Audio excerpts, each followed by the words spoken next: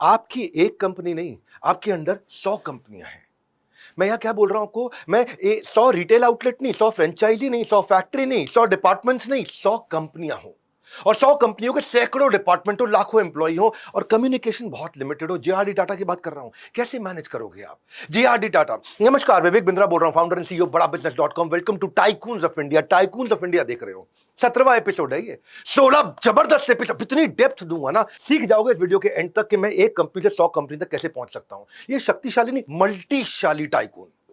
ये वो व्यक्ति है जिनको विरासत में 15 कंपनियां मिली थी।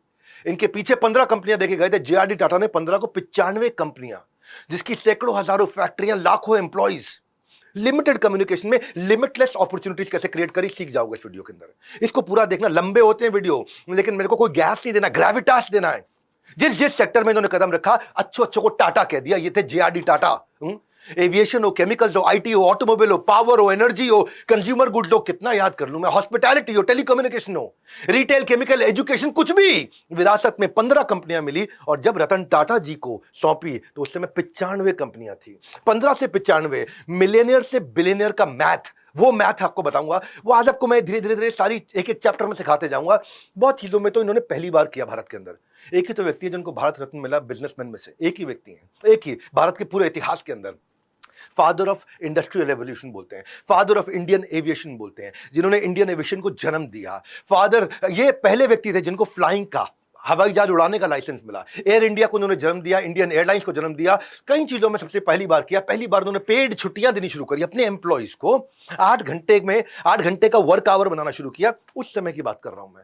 मेडिकल फैसिलिटी हो, एचआर डिपार्टमेंट हो, पहले इंडस्ट्रियलिस्ट और आखिरी इंडस्ट्रियलिस्ट, अब तक एक ही इंडस्ट्रियलिस्ट।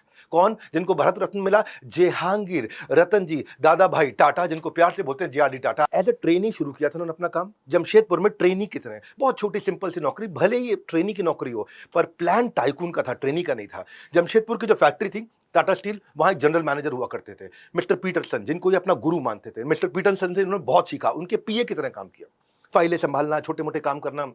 लेकिन मैंने क्या बोला कि ये ट्रेनी थे, लेकिन सोच टाइकून वाली थी। उसी समय पीए बने बने बने बने बने, डेली शेड्यूल मैनेज करते करते प्लांट की मंथली प्रोडक्शन कितनी हो रही है, कैसे बढ़ेगी, रेवेन्यू कितना आ रहा है, कैसे बढ़ेगा, मार्जिन कितने कम है, कैसे बढ़ाएंगे, कैश फ्लो कितना बढ़िया चल रहा है, आरओआई कितनी तेज आ रहा है, सब ऑब्जर्व करते थे।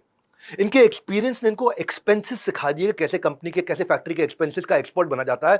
और 22 साल की उम्र थी जब इनके पिता का देहांत हो गया। इसके बाद टाटा सन्स का इनको 22 साल की उम्र में डायरेक्टर बना। एक्चुअली बुद्धि बहुत तेज थी। चलते एक एक करके सारे अध्याय। पहला चैप्टर, माइंड ऑफ महाराजा।